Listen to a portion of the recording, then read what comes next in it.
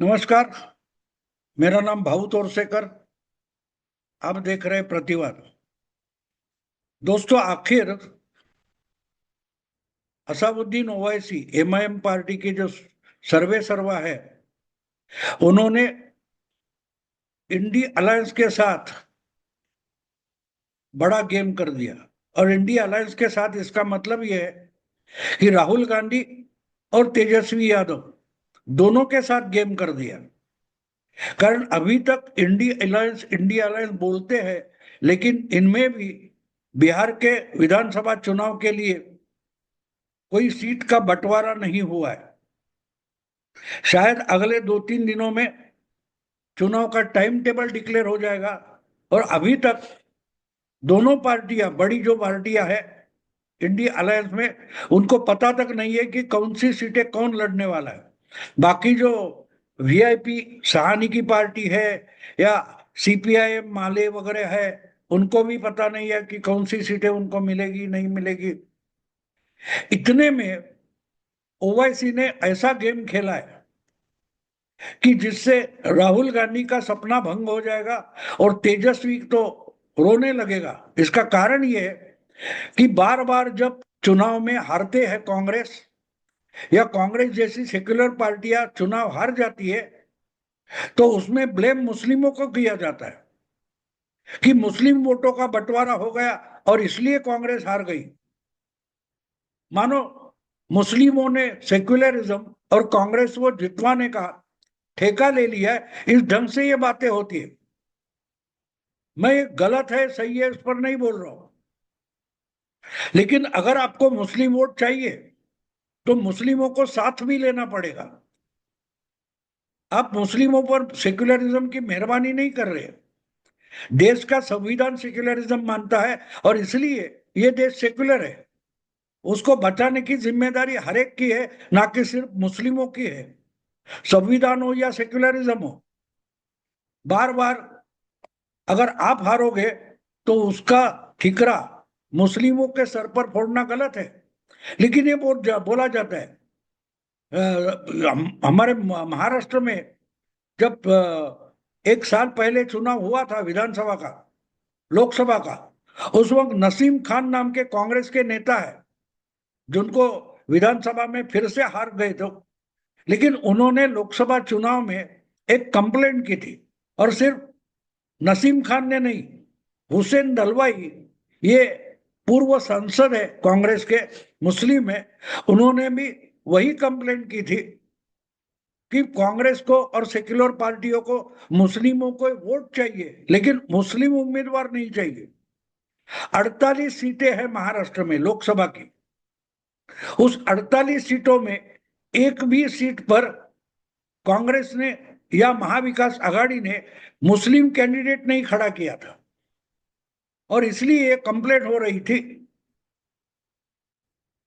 तो नसीम खान जो बोल रहे थे वो सही था। उनकी राजनीति मुझे पसंद नहीं होगी, लेकिन उनका जो आर्गुमेंट है कि हर बार सेक्युलरिज्म को बचाने के लिए मुस्लिमों ने जिम्मेदारी उठानी चाहिए, लेकिन मुस्लिमों को जिम्मेदारी उठाने के लिए उम्मीदवार नहीं बनाया जाएगा। और अगर कुछ होता है, यानी कोई बगावत करके मुस्लिम कैंडिडेट खड़ा हो जाता है, निर्दलीय बन के खड़ा हो जाता है, या किसी जैसे समाजवादी पार्टी है, मुस्लिम लीग है, या वो असम में अजमल की पार्टी है, ऐसे जो मुस्लिमों की पार्टी करके पहचानी जाती है, वो अगर गठबंधन में शामिल नहीं हुए और अलग से लड़े तो उनको वोट कटुआ बोला जाता है। और ये महाराष्ट्र में भी हुआ है, यही बिहार में हो रहा है। मुझे याद है जब महाराष्ट्र में यह चुनाव चल रहा था तो एमआईएम को, यानी असादुद्दीन ओवैसी की पार्टी को, बार बार वोट कटुआ कहा जाता था। ये बीजेपी की बी टीम में ऐसा आरोप किया जाता था। तब महाराष्ट्र में जो इम्तियाज जलील करके ओवैसी की पार्टी के चीफ है, उन्होंने साफ साफ बता दिया था कि अगर इंडी अलायंस या सेक्युलर अलायंस महाविकास आघाड़ी हमको वोट कटुआ बोलती है तो हम भी आघाड़ी में आने के लिए रेडी है। हमको महाराष्ट्र विकास आघाड़ी में ले लो। लेकिन लिया नहीं गया। तो एक कोई पार्टी चलाते हैं, उनके पास अगर कुछ 2%, 2.5% वोट है, तो गिने चुने मुस्लिम बहुल इलाके में अपने कैंडिडेट खड़े करेंगे। कांग्रेस या सेक्युलर पार्टी या सेक्युलर गठबंधन उनके लिए वो सीट छोड़ सकती है, क्यों नहीं छोड़ती। बिल्कुल वही गेम असाउद्दीन ओवैसी ने अब बिहार में खेला है। अर्थात महाराष्ट्र के विधानसभा चुनाव में ओवैसी ने अपने अपने कैंडिडेट अलग अलग जगह खड़े किए थे, उसमें से कुछ दो चुनकर आए, लेकिन बहुत सारे चुनाव क्षेत्र में ओवैसी के कारण या ओवैसी के एमआईएम के उम्मीदवार जो थे उनके कारण कम ज्यादा फर्क से अगर कांग्रेस, उबाठा शिवसेना या शरद पवार की पार्टी के उम्मीदवार हार गए तो उसका ठिकरा इनके सर फोड़ा गया कि इन्होंने वोट काटा और इसलिए बीजेपी या महायुति के उम्मीदवार जीत गए। तो ये अनुभव के बाद में अगर आप बिहार में वोट की डिवीजन ना हो, मुस्लिम वोट दूर ना जाए या मुस्लिम वोट में डिवीजन ना हो, ये अगर महागठबंधन चाहता है, इंडी गठबंधन चाहता है, तो क्यों ना एक मुस्लिम पार्टी को वो साथ में नहीं लेते। और इसके लिए बड़ी फेयर ऑफर, न्याय्य ऑफर असाउद्दीन ओवैसी ने इंडी गठबंधन के सामने रखी। उन्होंने बोला ठीक है, 243 टू 43 सीट्स है बिहार की विधानसभा में, उनमें से सिर्फ 6 सीटें सीमांचल जहां मुस्लिम बहुल इलाका है वहां 6 सीटें एमआईएम को दी जाए। अब देखो 243 में सिर्फ 6 सीटों का मतलब आपके लिए 237 सीटें उपलब्ध है बाकी पार्टियों के लिए जो खुद को सेक्युलर मानती है। ऐसे पार्टियों के लिए 237 सीटें अगर ओवैसी दे रहे या मान रहे कि ठीक है हम छोटी पार्टी है, हमको सिर्फ 6 सीटें दे दो, और ये भी हवा की बात नहीं है। पिछले चुनाव में यानी 2020 के चुनाव में ओवैसी की पार्टी ने बिहार के सीमांचल एरिया में 5 एमएलए चुनकर लाए जो गठबंधन में नहीं थे। अगर गठबंधन में कांग्रेस ने 70 सीटें लड़ाई थी और उसमें से सिर्फ 19 सीटें जीत गए, 51 सीटें कांग्रेस हार गई थी, फिर भी आज कांग्रेस को 70, 80, 90 सीट चाहिए। और किसी गठबंधन के सिवाय अगर ओवैसी की पार्टी ने 5 एमएलए जीत लिए थे जो आगे चलकर आरजेडी में शामिल हो गए, वो बात अलग है। यानी ओवैसी की पार्टी तेजस्वी ने तोड़ी थी, लालू प्रसाद की पार्टी ने ओवैसी की पार्टी तोड़ी थी। इसके बावजूद अगर अपनी सर्कुलर जिम्मेदारी उठाने के लिए ओवैसी आपके साथ हाथ मिलाना चाहते और कम से कम सीटों पर, यानी जो 5 सीटें उन्होंने जीती थी और एक जहां उनकी बढ़त अच्छी थी, ऐसी सिर्फ 6 सीटें वो मांग रहे हैं। तो कांग्रेस हारी हुई सीटों पर भी दावा कर रही है। और उतना ही नहीं, आरजेडी ने भी जीती है, ऐसी सीटों में कांग्रेस को हिस्सा चाहिए। लेकिन ओवैसी ने जो सीटें जीती थी उस पर ही दावा किया है, लेकिन वो भी अगर कांग्रेस और आरजेडी नहीं मान रही है तो हमको अकेले लड़ना पड़ेगा। और अकेले लड़ने का मतलब जहां जहां मुस्लिम बहुल इलाका है, ऐसे कुछ 35-40 सीटों पर ओवैसी अपने उम्मीदवार खड़े कर सकते हैं। अगर उनके उम्मीदवार वहां खड़े हो गए और 5,000, 10,000, 15,000, 18,000 ऐसे वोट ले लेते हैं तो उतने मुस्लिम वोट जो कांग्रेस के या आरजेडी के साथ जा सकते हैं, ऐसे मुस्लिम वोट कट जाएंगे और उसका नुकसान आरजेडी को भी होगा, कांग्रेस को होगा और अल्टीमेटली इंडी अलायंस को होगा। तो इनको साथ लेना इंडी अलायंस के लिए अच्छी बात होगी। लेकिन अहंकार जो होता है, ईगो होता है कि ये कौन हमें बोलने वाला, मुस्लिम वोट तो हमारा है। यानी मुस्लिम वोट कांग्रेस सेक्युलर पार्टी का है, लेकिन मुस्लिमों के लिए ही लड़ने वाली ओवैसी की जो एमआईएम करके पार्टी है उस पर एमआईएम का हक नहीं है, कांग्रेस का हक है। इसको ईगो बोलते हैं। कि मुस्लिम दलित वोट सिर्फ हमारे हो सकते हैं, और अगर हार गए तो जो दलित बनकर या मुस्लिम बनकर उम्मीदवार खड़े हो गए या उनकी कोई पार्टी छोटी मोटी लड़ती है तो उसको वोट कटुआ कहना, इसको आरोगंस बोलते हैं, इसको अहंकार बोलते हैं। और इसी कारण से ओवैसी ये दिखाना चाहते थे कि ये ढोंगी लोग हैं, ये मुस्लिमों की पार्टी नहीं है, मुस्लिमों के हित की पार्टी भी नहीं है, क्योंकि इनको अपना विजय हासिल करने, सत्ता हासिल करने के लिए मुस्लिमों के वोट चाहिए, लेकिन मुस्लिमों को प्रतिनिधित्व नहीं देना है, रिप्रेजेंटेशन नहीं देना है।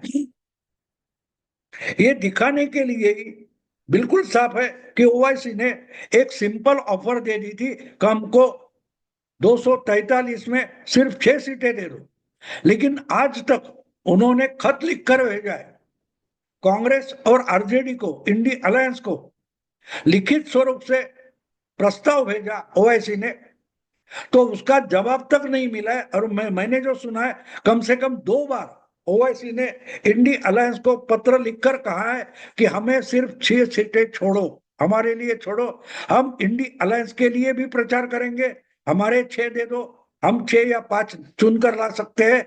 ये पिछले चुनाव में साबित हुआ है, लेकिन नहीं करना है। अगर जवाब नहीं दिया तो ओवैसी ने बोल दिया ठीक है, अब तो हम जहां चाहिए वहां हमारे एमआईएम के कैंडिडेट खड़े करेंगे और हमारी पार्टी बढ़ाना ये हमारी जिम्मेदारी है। अगर राहुल गांधी को प्रजातंत्र बचाना ये राहुल गांधी की विपक्ष का नेता होकर जिम्मेदारी नहीं है, तो कांग्रेस को बचाना या इंडिया अलायंस बचाना ये भी ओवैसी की जिम्मेदारी नहीं हो सकती। मैं मानता हूं कि ओवैसी ने बिल्कुल सही काम किया है। मैं कांग्रेस के खिलाफ हूं, इंडिया अलायंस के खिलाफ हूं, इसलिए मैं ओवैसी का समर्थन नहीं कर रहा हूं। ओवैसी ने बिल्कुल जिम्मेदारी से जितनी न्याय्य सीटें जिस पर उनका हक है, 5 सीटें अगर उन्होंने पिछले चुनाव में वही से चुनकर लाए और वही सीटें वो मांग रहे तो उनके हक की बात है। ओवैसी मुस्लिमों की पार्टी है और उस पार्टी ने जो पिछले चुनाव में जीती थी वो पार्टी पर उनका हक बनता है। आज भी एनडीए हो या इंडिया अलायंस हो, दोनों गठबंधनों में सीट के बंटवारे का आधार क्या है? दोनों जगह सीट के बंटवारे का आधार यह है कि पिछले बार हमने ये सीटें जीती थी, इसमें दूसरे किसी को सीट मांगने का हक तक नहीं है। और जहां लड़कर भी हारे लेकिन अच्छे वोट मिले वो भी सीट हमारी है। अगर ये सीट बंटवारे का आधार है, निकष है, तो फिर एमआईएम का 6 सीटों पर बिल्कुल हक बनता है और उन्होंने उतनी ही सीटें मांगी है, वही सीटें मांगी है सीमांचल एरिया में। वो ना बोलना या उनका जवाब तक नहीं देना, महागठबंधन में उनको शामिल नहीं कर लेना, उसका मतलब क्या होता है? मतलब आरोगंस है। दिखाना चाहते कि मुस्लिम लाचार है कांग्रेस के लिए, मुस्लिम लाचार है आरजेडी के लिए, उनको रिप्रेजेंटेशन देने की, सीट देने की जरूरत नहीं है मुस्लिमों की पार्टी को, क्योंकि मुस्लिम भी हमारे वोटर है, वो मुस्लिम पार्टी के वोटर नहीं है। ये दिखाने का जो आरोगंस है, अहंकार है, इसको क्या बोले हम, खुला कर दिया है दुनिया के सामने। ओवैसी ने इनका असली चेहरा, महागठबंधन का असली मुस्लिम विरोधी चेहरा सामने लाया है कि इनको मुस्लिमों के सिर्फ वोट चाहिए। एक बात साफ है, इससे बीजेपी को, एनडीए को कितना लाभ होगा वो बाद की बात है, चुनाव के नतीजे आने के बाद वो दिखाई देगा। लेकिन वो परिणाम जो 6 सीटें ओवैसी मांग रहे वो उनको कॉन्फिडेंस है कि वो सीटें वो जीत सकते हैं, जो पिछली बार जीती थी तो वो तो जीत जाएंगे। और वो सीटें इतने मुस्लिम बहुल है कि वहां बीजेपी अच्छी तरीके से लड़ नहीं सकती, जीतना तो दूर की बात है। ऐसी स्थिति में पिछली बार भी कांग्रेस के खिलाफ जाकर एमआईएम ने वो सीटें जीती थी, तो शायद इस बार भी वो सीटें वापस जीत लेंगे। मुद्दा इतना ही है कि इससे ओवैसी ने दिखा दिया कि इनका असली चेहरा क्या है और मुखौटा क्या है।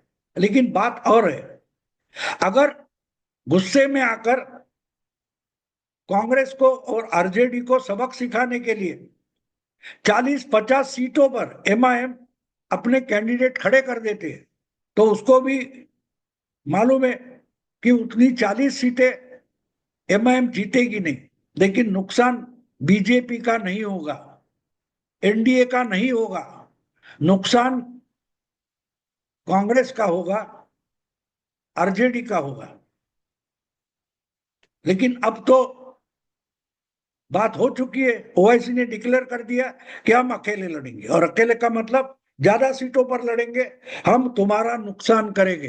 तो एक तरीके से ओवैसी ने अलग लड़ने का जो अपना फैसला डिक्लेयर कर दिया है, उससे लालू लालू का बेटा तेजस्वी यादव और राहुल गांधी की कांग्रेस पार्टी दोनों के लिए खेला हो गया, दोनों के लिए खेला हो गया।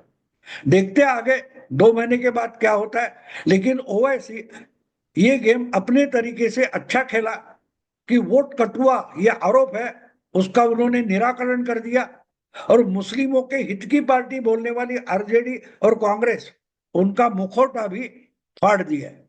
दोस्तों, अगर वीडियो पसंद है तो लाइक कीजिए, शेयर कीजिए और प्रतिवाद को सब्सक्राइब कीजिए। नमस्कार।